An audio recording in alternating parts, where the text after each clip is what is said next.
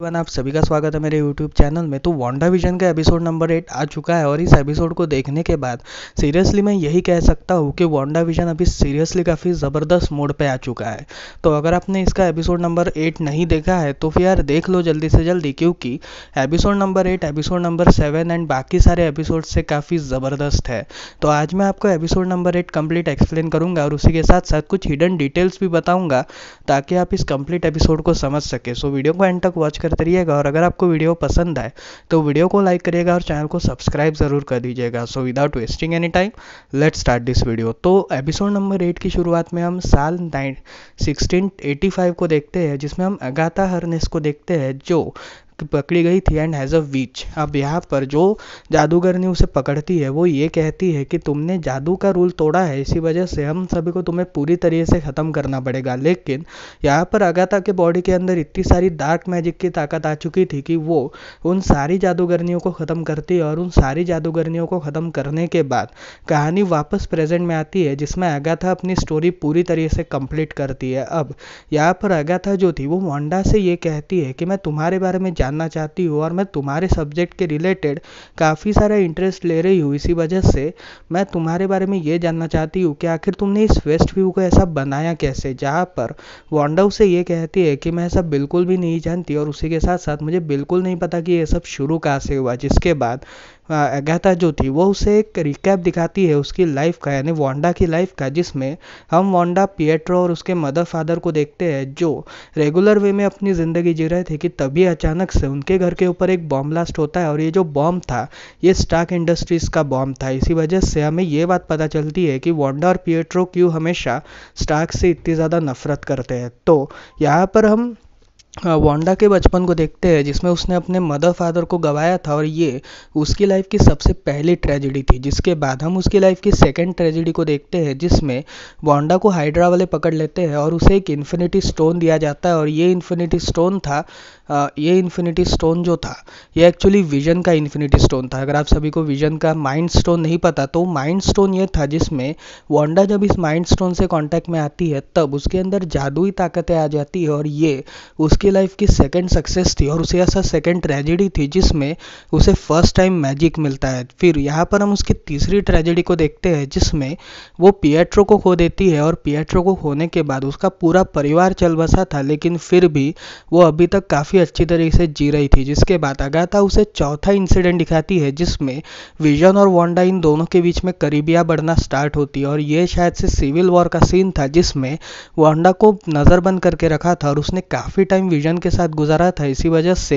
ये complete time में वो विजन के काफ़ी करीब आ चुकी थी और यहीं पर ही विजन वांडा जो थी वो विजन से धीरे धीरे प्यार करना स्टार्ट कर चुकी थी। लेकिन यहाँ पर अगाथा उसे वापस इन्फिनिटी वॉर का सीन दिखाती है जिसमें हम ये देखते हैं कि थैनोस विजन के सर से माइंड स्टोन निकालता है और यहीं पर ही उसके आखिरी यानी विजन की भी डेथ हो जाती है। इसी वजह से उसने अपने मदर, फादर, ब्रदर एंड अपने प्यार चारों को गवा दिया था। इसी वजह से वो काफ़ी परेशान हो चुकी थी और एंड गेम ख़त्म होने के बाद यानी एंड गेम के सारी सिचुएशंस ख़त्म होने के बाद वो स्वॉर्ड के ऑफिस में जाती है, जहाँ पर वो स्वॉर्ड के ऑफिस में मिस्टर टाइलर से इंट्रोड्यूस होती है और यहाँ पर टाइलर उसे उस रूम में ले जाते हैं जिसमें विजन को वापस बनाया जा रहा था। अब यहाँ पर टाइलर उसे ये कहते हैं कि वो विजन को एज एक वेपन की तरह यूज़ करना चाहता है क्योंकि विजन हमारी प्रोटेक्शन के लिए बना है और उसी के साथ साथ उसके पास काफ़ी सारी असीमित ताकतें हैं। इसी वजह से अगर वो हमारी प्रोटेक्शन के लिए बन जाए तो काफ़ी अच्छा होगा। बट यहाँ पर वांडा इस बात से नाराज़ हो जाती है। इसी वजह से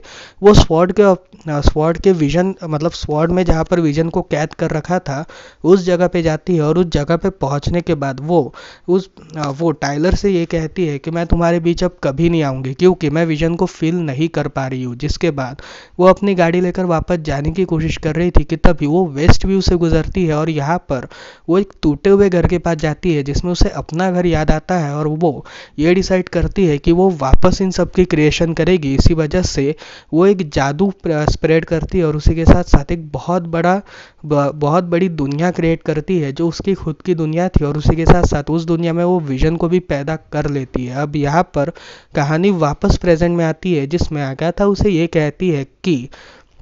तुमने काफ़ी अच्छी तरीके से ये कंप्लीट जगह को तैयार किया है, और उसी के साथ साथ इस जगह को तैयार करने के बाद तुम काफ़ी आगे निकल चुकी हो, बट तुम मेरे से ज़्यादा आगे तो नहीं निकल सकती। जिसके बाद हम बिली और टॉमी को देखते हैं, जो एगाथा ने बिली और टॉमी को पकड़ रखा था, और वो वांडा से ये कहती है कि मैं तुम्हें हमेशा हमेशा के लिए ख़त्म करूँगी, और उसी के साथ साथ मैं तुम्हारे बच्चों को भी हमेशा हमेशा के लिए ख़त्म करूँगी। अब यहाँ पर अगाथा ऐसा क्यों कर रही है ये बात तो मुझे नहीं पता, लेकिन शायद से उसके पीछे कोई बहुत बड़ा रीज़न होगा, और ये हमें आने वाले एपिसोड यानी आखिरी एपिसोड में देखने को मिल सकता है। और उसी के साथ साथ डॉक्टर स्ट्रेंज 2 में भी हमें इस बारे में बात करी जा सकती है। अब यहाँ पर हमें एक, और यहीं पर ये कंप्लीट एपिसोड ख़त्म होता है, बट एपिसोड का एक पोस्ट क्रेडिट सीन था जिसमें हम ये देखते हैं कि टाइलर जो था वो विजन को वापस पैदा करता है, यानी वो विजन को वापस बना लेता है। बट ये जो नया विजन था, ये इसके पास कोई मेमोरीज नहीं थी। जैसे जो पुराना विजन था वो सिर्फ वेस्ट व्यू में ही एग्जिस्ट करता था क्योंकि वांडा ने उसे बनाया था, लेकिन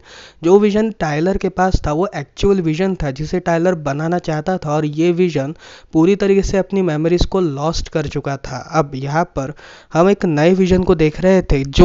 पूरी तरीके से चेंज था, और उसका फॉर्म जो था वो एक कंप्लीट वाइटिश फॉर्म था। इसी वजह से आने वाले एपिसोड्स में हमें शायद से विजन वर्सेस विजन की एक लड़ाई देखने को मिल सकती है, जिसमें ये वाला जो विजन है वो शायद से एक बुरा किस्म का विजन होगा, और वो वांडा को ख़त्म करने की फिराक में होगा। अब यहाँ पर बात करी जाए कुछ इंसिडेंट्स की, तो मेरे हिसाब से हमें एक बहुत बढ़िया रिकैप दिखाया गया था इस एपिसोड में, और उसी के साथ साथ ये एपिसोड एक कंप्लीट रिकैप है मार्वल की अब तक मूवीज़ का, और उसी के साथ वांडा की लाइफ का। बट यहाँ पर सबसे इम्पोर्टेंट, ना तो हमें टोनी स्टार्क दिखाई दिया, ना ही हमें कैप्टन अमेरिका दिखाई दिया, यानी जो भी इंस्टेंस हमें दिखाई दिए वो रादर देन वांडा के करीबी थे या फिर विजन के साथ थे। इसी वजह से हमें ना तो टोनी स्टार्क,